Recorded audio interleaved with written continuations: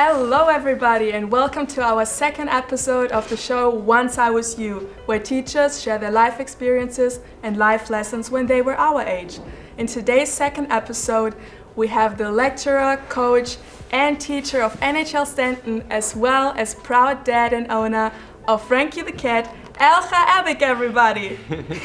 Thank you for being here. It's nice to be here. Thank you for having me. It's a pleasure. So many people have texted us on Instagram that they really want to see you specifically on the show. So I guess you have many interesting life experiences to share. I hope so. It's flattering to hear, but yeah, sure. Yes, so we're looking forward to that.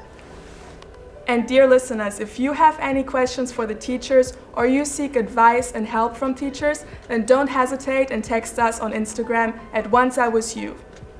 So Elger, we heard that you were studying in the UK. How was your overall experience abroad? There's so much to tell about what was, in retrospect, quite a short period. Did you ever feel alone abroad and how did you cope with it? No, I never felt alone. And it's an interesting question because it was a really strange time for me personally when I studied abroad, because it's a bit of a long story and I'm not going to go into a great amount of detail, but long story short, I was very heartbroken when I went to Wales. Like, my heart had been broken. And so I was in this frame of mind that I came there, and I realized that I had to do something with my life to get out of this bad situation. And the funny thing is, I was rereading my diary that I kept when I was there. And on the very first day, I was there, I met some people there who were also living in the student flat that I was living, and they became my best friends. And I'm still friends with them 20 years later. I'm still friends with these people. And so this was, and like I said, it was a strange period in my life. I was still very depressed because I was heartbroken. But meeting those people just changed everything. And it was such a complete random, they just happened to be the people in the building who were also out and about when I was about in the hallway. And so I made friends the very first night. And I don't know, something was in the air, I don't know, and like I said, we've remained friends ever since. On that note, when you were living there, would you say you considered yourself British?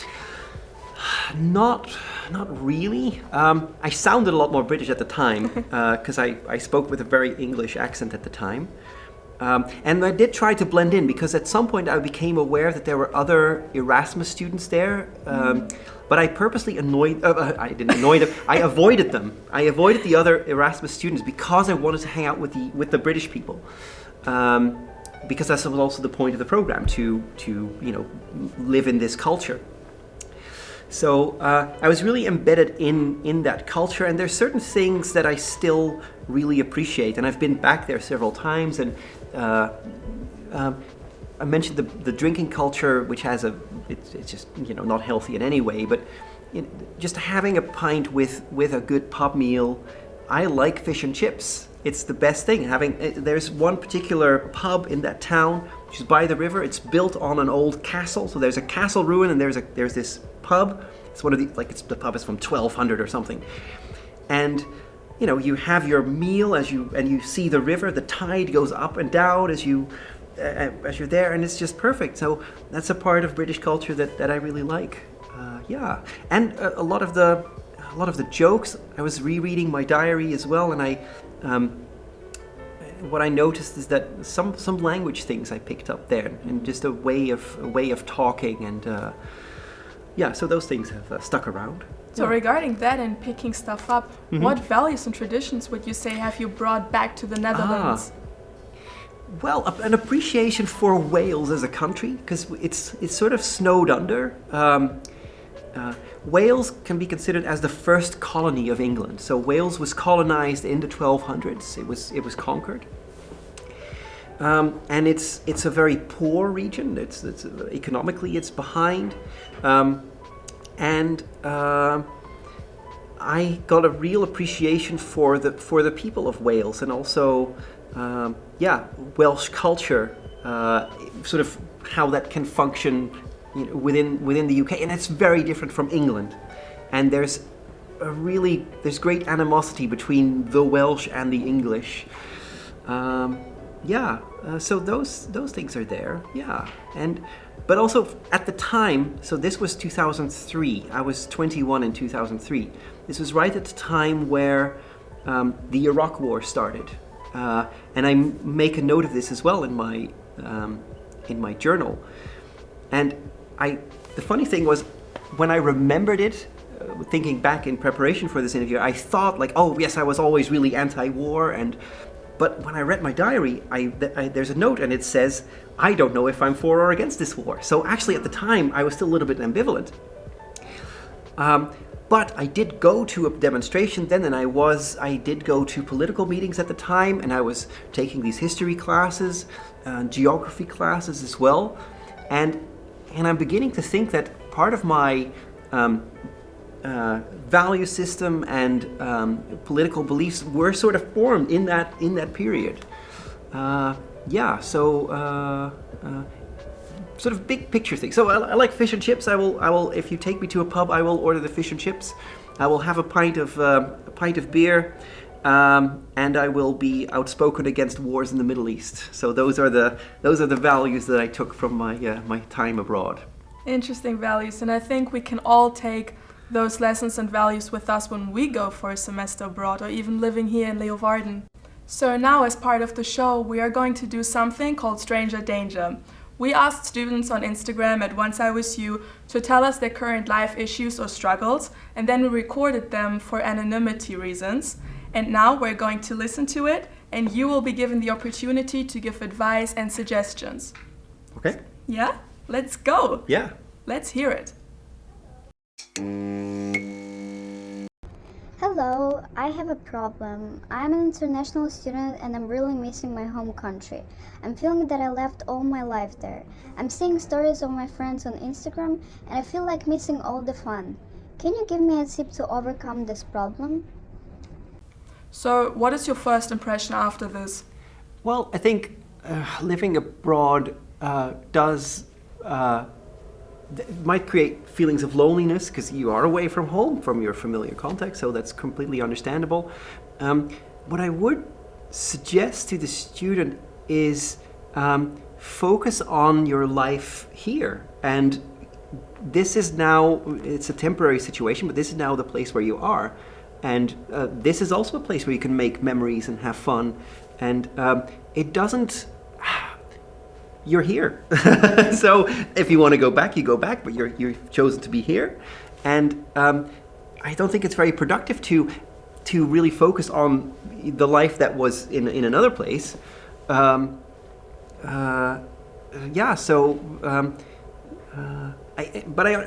at the same time, I understand it. Of course, you see the images from your friends, and especially in this time of social media where we're constantly updated about each other's lives, you're confronted with that. So I understand that dilemma. But my advice would be realize that your life is here at this point in time. You might go back, but you're here for now, so why not enjoy it? If that student would be sitting in front of you right now, what would you tell them in 2 sentences? Make friends and go have a life here. And at the same time, that other life still exists, so you can go back to that at any point. But both worlds exist at the same time, and this is a world that you are in now, and you can also enjoy that. Do you think friends and family play a role in that and can support them with that? Yeah, I think so. I think you owe it to other people to set them free. So if someone you love decides for whatever reason to live in a different country for a little while, support them and it's very unproductive to harass them with saying, please come back and why are you there? And I would say that, am I harsh? I think that's the role of friends and family to support you in that decision. And think about what is productive. So focus on the life that you have here. This is the reality for this time being. And this is also temporary. This too shall pass. Mm-hmm. That was very helpful. I think many students can take this in an advice. So thank you very much, Elger. That was really informative. But now I want to introduce to all of you a game called Teacher Torture. So rules are pretty simple for this game. All you have to do is name 3 things within 5 seconds that I'm gonna tell you. For example, name 3 words that start with the letter S. Then you name those 3 things and you hit the buzzer. Easy. In theory. You ready? Sure. Awesome, let's do this. So, name 3 types of pasta. Penne, spaghetti, and farfalle. Name 3 female singers.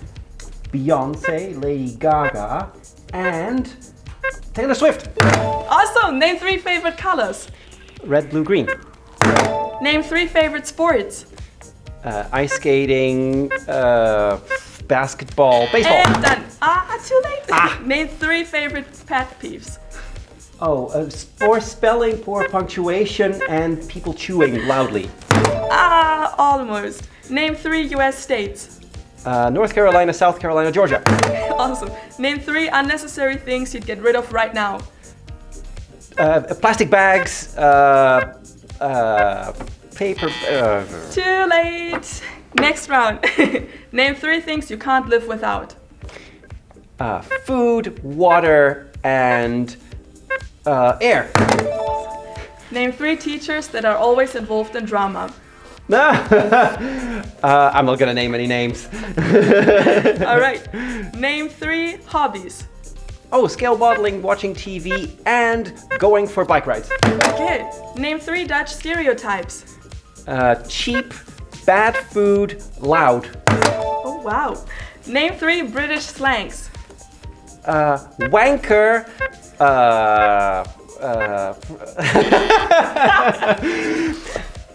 That's it? Well, thank you very much. I didn't know you know those. So that was Teacher Torture, everybody. How did I do? You did well, Okay. almost. So when it comes to teachers and professors, many believe that the teachers play a huge role in whether you like your studies or not. So Elger, do you have any teachers back then that you really did not like or even hated? Not so much at university level. Not really, no. But I remember some high school teachers that were terrible. Yeah. Do you have any teachers that really inspired you? Yeah, I think so. And I think inspire is a good word because the silly thing is, and maybe this is a really strange thing to say to students, but I don't really remember anything that teachers taught me. Like I don't remember any classes or anything. I don't remember what they said. And of course all the stuff that I studied, like it's been sort of ingrained in me, but I think for teachers, I think it's much more important how they make you feel. And that I remember from teachers. I can name specific teachers and I can tell you, good and bad, how they make me feel. And that has become an important part of my philosophy when I'm teaching. So I have felt inspired by teachers or there were teachers who were inspiring, who made me feel like I was worthy and that I was a person worth talking to and who would take me seriously. And that sensation, that feeling of worth, that is something that really stuck to me, and that's always something that I try to convey in anything that I do as a teacher, because that is so important, I think. And the opposite, you started with asking teachers that I hate. I don't really hate any teachers, but I remember being afraid of teachers. And I think that's terrible. I think if you think about what learning is and under what conditions you learn, I think if you're in a state of fear, I don't think that's a good way to learn. I don't think that's a good way to be creative. And I understand why teachers do it, because fear is a way to keep control. And if you have a class of 30 young people that are, adolescent and terrible, you need to keep them in line somehow. But if you do that through fear, through punishment, and through embarrassing them, that's just terrible. And I remember when I was 12, 13, just having sleepless nights, being so afraid of my teachers, some of them, not all of them. That is also what this whole show is about, taking away that stigma of teachers being authority figures and being afraid of them, and rather make them human and just like one of us. Yeah, I think that's good. I do think that it's relatively. I know quite a few teachers, old friends of mine, who are teaching in secondary schools and high schools. And teaching at university level is so much easier because, you're an adult and I can talk to you like an adult. And if you're working with 12, 13-year-olds, that's a difficult age. And so I'll immediately admit that teaching at this level is really, in that sense, it's really quite easy. So can you describe a time when you felt challenged by a student? Oh, yeah. No, that happened it doesn't really happen that often, but sometimes students are challenging when they... I had a student a couple of years ago who, for some reason, kept looking at his phone in the class that I was teaching. And it just really annoyed me, and I was really trying to... I couldn't understand why you would look at your phone all the time, that's one thing, and I couldn't understand why you would keep looking at your phone even though you've been told repeatedly to put your phone away. And it just really annoyed me, and that's also... I lost my temper with him as well, and I didn't feel good about that at all. And I had some, like, us teachers, we talk amongst ourselves and how would you do this and maybe you could do that. So I talked to some colleagues that I like and trust and got their input, and that's how you work through these things. But that's the only example that I can think of a student that challenged me, because that was more of a behavioral thing, and that generally doesn't really appear to be a problem. So that's not really a problem. I understand. And regarding that, what qualities do you think make a teacher valuable and respected? Oh, I think being knowledgeable and knowing stuff about the subject that you teach, but also understanding that students aren't stupid and that students aren't empty vessels that you can fill with knowledge. Like, you come here with quite a lot of knowledge, and that's also the nice thing about teaching at university level. It kind of feels like we get to finish them. Like, you start your education when you're really young, when you're sometimes 2, 3, something, and then this is the last formal education that you're going to get. I hope that you will continue learning throughout your life, and you probably will, but this is the last school that you'll have, and so you're almost finished, and you already know a lot, and it's more finishing a process that has already started. And teachers should know, I think, that I've now been teaching for about 12 years now, and this might be a really crazy thing to say, but I don't think I've become convinced of the idea that I can't teach you anything. I might be able to make you learn, but I can't teach you anything. I can tell you everything that I know about a certain subject, but that's just broadcasting. I can tell you 100%. Yeah, but it has to, the learning has to come from you, and I think that's the role of the teacher, to facilitate learning, rather than wanting to transmit knowledge. Yes, and to sum it up, what would you say is your teaching philosophy? Well, my teaching philosophy is that maybe teaching doesn't exist. Learning exists, but teaching doesn't really exist. I think, but this is a kind of a recent idea, and I might change my mind on it. But this is right now one thought that I've had. Yeah. I think I've never heard that one before. That was really interesting, and I think we can all implement those ideas, philosophies, and leadership qualities in our own study life. So thank you very much for educating us. Well, thank you.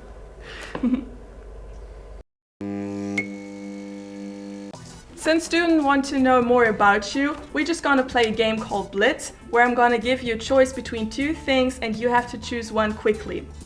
You ready? Sure. Awesome. So, cats or dogs? Cats.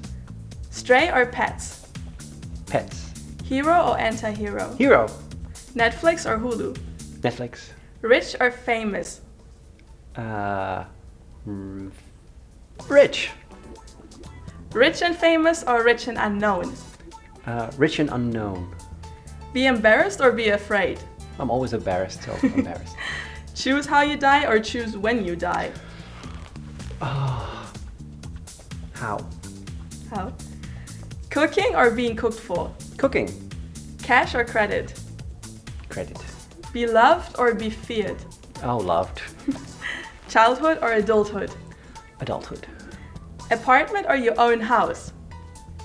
Own house. Hugs or handshakes? Hugs. Apple or Microsoft? Apple. I didn't know you're an Apple guy. It doesn't. I have a personal Windows computer, but for work I use an Apple, and I have an iPhone, and it works fine. I don't have a strong preference. Well, that was fun. Thank you. You're welcome. So unfortunately, our podcast is nearing the end now, but we want to ask you to give us one final advice for the students to sum up everything we've talked about. That's a huge question, Amira. I know. That's why we're here. Yeah. Find something you like and do that. And it's a big world out there. There's something for you here. That's something that's for you, and focus on that. And it might be something that's not really focused on your career. So, you're studying media management, which is fine, and it's a really good entryway into the field. But if you get a chance, maybe do something that seems to be very far removed from this. I've talked to students who done like wildlife management or something. It's something weird, and follow your passion, and so you can do that if you do a minor or if you study abroad. You can do these things. But also outside of university, because learning exists outside of this. So if you have something that you're interested in, I don't know, medieval history, why not become an expert in medieval history? And I was saying earlier, I don't really remember anything that teachers taught me, but I remember when I was studying abroad, I took a course in medieval history, and I loved it. I don't remember anything of it. I remember the name Hildegard of Bingen as a figure. That was one name that I just remember from that. I don't remember anything else, but I loved it, and I loved the process of learning about this, and I loved being in this place of learning. So find something you like and learn. Awesome. We'll take that in. Thank you very much. And this was Once I Was You. Follow us on Instagram at Once I Was You if you want to help us decide what teacher should be next in our show, and listen to our podcast weekly. Thank you for joining us.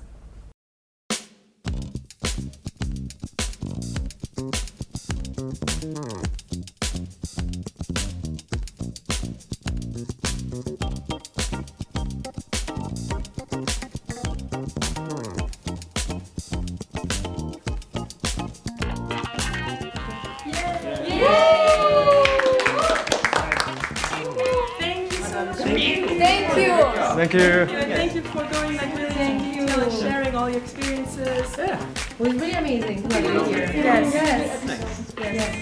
Well, I hope it was useful. Yeah, for sure. What's your broadcast? When am I going to watch myself on TV? So in preparation for this interview, I dug up my old diary that I kept when I was studying abroad, and it's called Elger's Wales Experience, the not-so-very secret diary of Elger Abink, age 21 and a half. Interesting. Oh, I can't find it, of course. I wrote down what the weather was, I wrote down what we ate.